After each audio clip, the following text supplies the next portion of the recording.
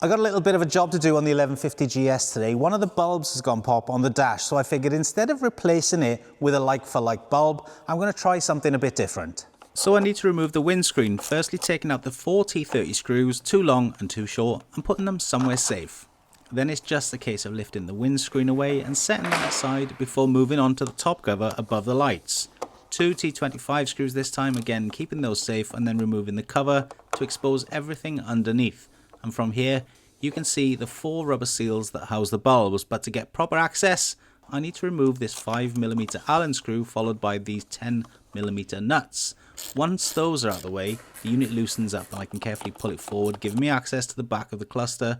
And now it's a case of pulling back these rubber covers, removing the old bulbs and swapping them out for the new LEDs.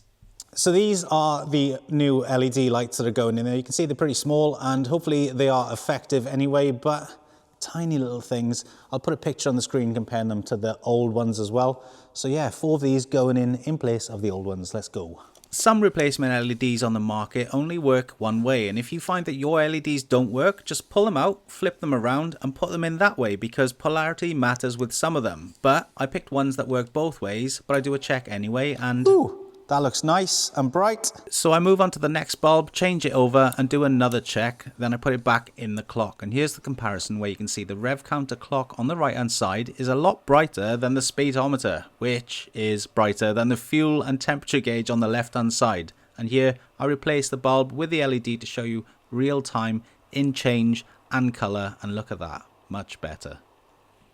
Yeah, I think it's safe to say those clocks look way better now with that white LED in the background, because when the lights are off, the display is white writing on a black background. So I'd like to keep it that way, and that's what those LEDs have done. They've changed it to the point now that it is now still white writing on a black background.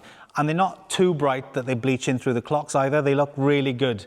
They make the digits clearer, and I'm really happy with how they are. Just such a cheap little upgrade that I'm pleased I've done it, because I wasn't going to, but I've done it. The only one thing that's kind of letting it down now is the LCD display, but that's something I'm going to tackle another time, and if I can change the brightness of that, I will, and I'll bring you a video. But that's going to bring everything to an end now. Thank you very much for watching. I'll see you with another video soon.